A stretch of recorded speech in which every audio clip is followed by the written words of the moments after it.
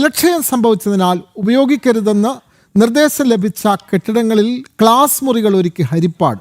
Karthikappally government UP സ്കൂളിലാണ് ഈ ദുർഗതി. മേൽക്കൂര തകർന്ന അപകടാവസ്ഥയിലായ സ്കൂൾ കെട്ടിടം അടിയന്തരമായി അറ്റകുറ്റപ്പണി നടത്തുകയോ പൊളിച്ചു നീക്കുകയോ ചെയ്യണമെന്ന നിർദ്ദേശവും പാലിക്കാതെയാണ് പുതിയ അധ്യയന വർഷവും സ്കൂൾ പ്രവർത്തിക്കുന്നത്.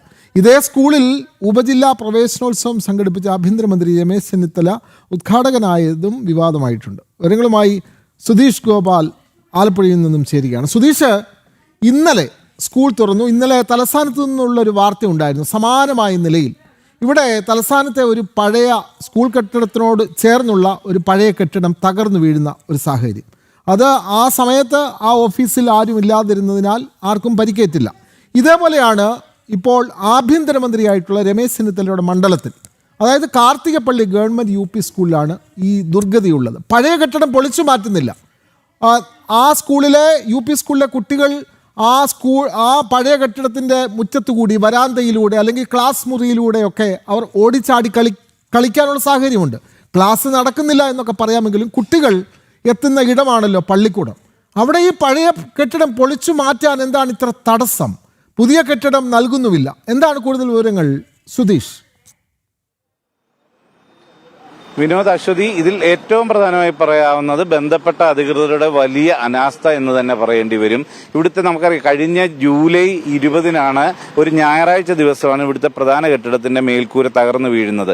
അന്ന് ഒരു ഞായറാഴ്ച ആയതുകൊണ്ട് മാത്രമാണ് കുട്ടികൾക്കൊന്നും അപകടം പറ്റാതെ രക്ഷപ്പെടാനൊരു ഇടയാക്കിയത്. അതിനുശേഷം ഇന്നേ വരെ ഏതാണ്ട് 10 മാസം പിന്നിടുമ്പോഴും ആ കെട്ടിടം പൊളിച്ചു നീക്കണമെന്ന് വിവിധ മേഖലകളിൽ നിന്നുള്ളവർ നിർദ്ദേശം നൽകിയിട്ടും അത് കരിയിലക്കുളങ്ങര ഈ പ്രദേശത്തെ പോലീസ് സ്റ്റേഷനിൽ നിന്നടക്കം രേഖാമൂലം നിർദ്ദേശം നൽകിയിട്ടും നടപടി ഉണ്ടായിട്ടില്ല. ഇതേ സാഹചര്യത്തിൽ തന്നെയാണ് TKM കോളേജിൽ നിന്നുള്ള എഞ്ചിനീയറിംഗ് വിഭാഗം പരിശോധന നടത്തുന്നു.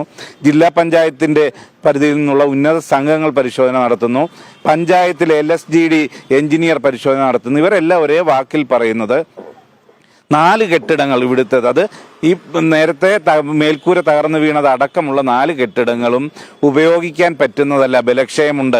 അവിടെ ക്ലാസ് മുറികൾ പ്രവർത്തിപ്പിക്കുന്നത് വലിയ രീതിയിൽ ആശങ്കയുണർത്തുന്നതാണ്. അപകട സാഹചര്യം നിലനിൽക്കുന്നു എന്ന് ചൂണ്ടിക്കാണിച്ചിട്ടും അതിന് പരിഹാരം കാണുന്നില്ല. ഇതെല്ലാം തന്നെ അറ്റകുറ്റപ്പണി നടത്തിയാൽ പോലും അത് ദീർഘനാളത്തേക്ക് ഉപയോഗിക്കാൻ കഴിയില്ല. അതുകൊണ്ട് പൊളിച്ചു നീക്കിക്കൊണ്ട് പുതിയ കെട്ടിടത്തിന് വേണ്ടി സർക്കാരിനെ സമീപിക്കുക എന്ന നിർദ്ദേശമാണ് നൽകിയിട്ടുള്ളത്. ഇതേ സാഹചര്യത്തിൽ ഈ കെട്ടിടങ്ങൾ ക്ലാസ് നടത്തരുത്. ഇപ്പോൾ ഇവിടെ 27 ഡിവിഷനുകൾ ഉണ്ടെങ്കിൽ 14 ഡിവിഷനുള്ള ക്ലാസ് മുറികളെ ഉള്ളൂ ബലക്ഷയമില്ലാത്ത കെട്ടിടത്തിലുള്ളത്. അപ്പോൾ അവിടുത്തേക്ക് അത്തരം കുട്ടികളുടെ അംഗം ആ 14 ഡിവിഷനിൽ ഉൾക്കൊള്ളാവുന്ന തരത്തിൽ പരിമിതപ്പെടുത്തണം എന്ന് കാണിച്ചുകൊണ്ട് ചിങ്ങോലി പഞ്ചായത്തിൽ നിന്നും രേഖാമൂലം കത്ത് നൽകി. എന്നാൽ ഇതൊന്നും പരിഗണിക്കാതെയാണ് ഇപ്പോൾ ഈ സ്കൂളിന്റെ പ്രവർത്തനമെന്ന ആക്ഷേപമാണ് നിലനിൽക്കുന്നത്.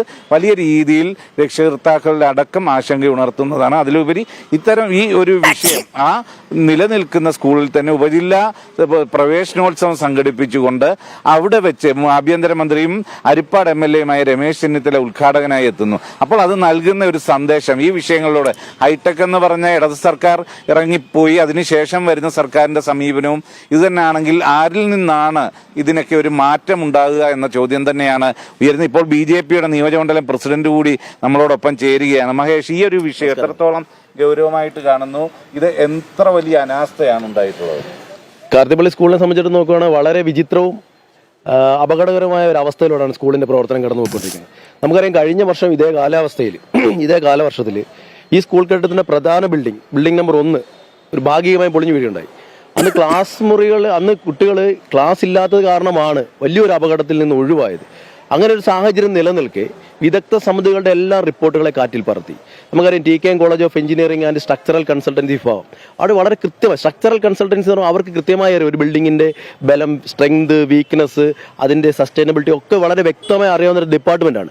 അവർ കൃത്യമായി റിപ്പോർട്ട് കൊടുത്തിട്ട് ഈ കെട്ടിടം building number 3, 4 south east primary class room, north east pre primary class room, ഇത് രണ്ടും പൂർണ്ണമായും ക്ഷയിച്ചിരിക്കുകയാണ്. 2 ക്ലാസ് മുറികളാണ് ഉപയോഗിക്കാൻ സാധ്യമാകുന്നത്.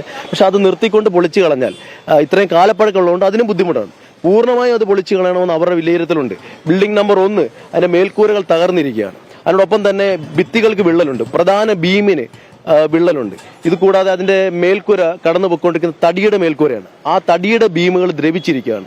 അപ്പോൾ ബിൽഡിംഗ് നമ്പർ 2 ഇതിനെല്ലാം സമാനമായ അവസ്ഥയാണ്. പൊളിച്ചു മാറ്റണമെന്ന് TKM college of engineering and structural കൺസൾട്ടൻസിയുടെ റിപ്പോർട്ടുണ്ട്. ജില്ലാ പഞ്ചായത്ത് എക്സിക്യൂട്ടീവ് എഞ്ചിനീയർ റിപ്പോർട്ടുണ്ട്.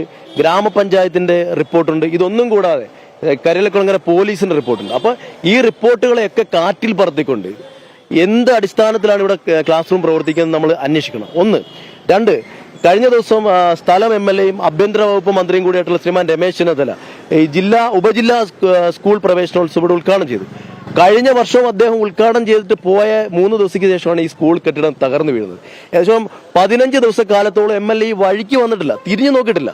അദ്ദേഹം എന്ത് മാനദണ്ഡത്തിന്റെ അടിസ്ഥാനത്തിലാണ് ഇത്രയും ബലക്ഷയമുള്ള കെട്ടിടത്തിൽ കുട്ടികളെ പഠിപ്പിക്കാൻ വേണ്ടിയിട്ട് ഈ നിൽക്കുന്ന സാഹചര്യത്തിൽ അദ്ദേഹം എന്ത് അടിസ്ഥാനത്തിലാണ്? പോലീസ് മന്ത്രിയാണ്, പോലീസ് തന്നെ റിപ്പോർട്ട് നൽകിയിരിക്കുകയാണ്. കേരള പോലീസിൽ ഒരു വിശ്വാസമില്ലെന്ന് പോലീസിനെ കൈകാര്യം ചെയ്യുന്ന വകുപ്പ് മന്ത്രി തന്നെ ബോധ്യപ്പെടുത്തിയിരിക്കുകയാണ്. കാരണം കരിലക്കുളങ്ങര പോലീസ് റിപ്പോർട്ട് കൊടുത്തിട്ടുണ്ട് ഈ സ്കൂൾ കെട്ടിടം പ്രവർത്തിപ്പിക്കാൻ പാടില്ല. അപ്പൊ പോലീസിന്റെ റിപ്പോർട്ട് മുഖവലക്കെടുക്കാതെ സാധാരണപ്പെട്ട കുട്ടികൾ ഇവിടെ പഠിക്കുന്നത് കാർത്തികപ്പള്ളി, ആറാട്ടുപുഴ, തൃക്കുന്നപ്പുഴ പോലെയുള്ള മത്സ്യത്തൊഴിലാളികളെയും കർഷക തൊഴിലാളികളുടെയും കയർ തൊഴിലാളികളുടെയും ഓട്ടോറിക്ഷ തൊഴിലാളികളുടെയും സാധാരണ കുട്ടികളുടെ ജീവന് യാതൊരു വിലയും കൽപ്പിക്കാത്ത ഒരു പ്രവണതയാണ് സർക്കാർ കാണിക്കുന്നത്. ഇപ്പം എനിക്ക് പ്രത്യേകം പറയാനുള്ളത്, കഴിഞ്ഞ പ്രാവശ്യം കോൺഗ്രസ് ഈ MP വേറേതാണ്, MLA അങ്ങനെ ഒഴിഞ്ഞു മാറാൻ ശ്രമിച്ചു. അതെ, ഇത്തരത്തിൽ വലിയ അനാസ്ഥയാണ് ഉണ്ടായിട്ടുള്ളത്.